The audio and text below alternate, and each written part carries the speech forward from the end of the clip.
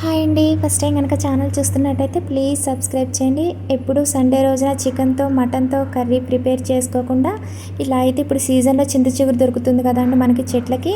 మంచిగా చింత చిగురుతో మెత్తల కర్రీ చేసుకోండి, చాలా బాగుంటుంది. నేనైతే అదే చేస్తున్నానండి. మా దగ్గర చింత చెట్లు బాగా ఉన్నాయి, వెళ్ళి నేనే కోసుకొని వచ్చి ఈ కర్రీ అయితే చేస్తున్నానండి. నాకు చాలా ఇష్టం చింత చిగురు మెత్తల కర్రీ అంటే నాకైతే చాలా ఇష్టం అండి. ఈ కూరకైతే ఉల్లిపాయ ముక్కలు ఎక్కువగా కట్ చేసుకోవాలండి. మనమైతే అలాగే ఉల్లిపాయ ముక్కలు ఎక్కువగా వేగకూడదండి. చింత చిగురు కూడా అలా డైరెక్ట్గా వేసేయకూడదు. కొంచెం దాన్ని చేతితో నలిపితే చిన్న పుల్లల్లాగా వస్తుందండి. మిగతాది మెత్తగా అయిపోతుంది. ఆ పుల్లల్లాగా వచ్చేసింది పడేసేయాలండి. మెత్తగా అయిపోయిన పొడిని మాత్రమే ఇందులో వేసుకోవాలి. ఒక 5 మినిట్స్ ఉడికితే సరిపోతుందండి కర్రీలోనైతే. ఓకే అండి, ప్లీజ్ సబ్స్క్రైబ్ మై ఛానల్.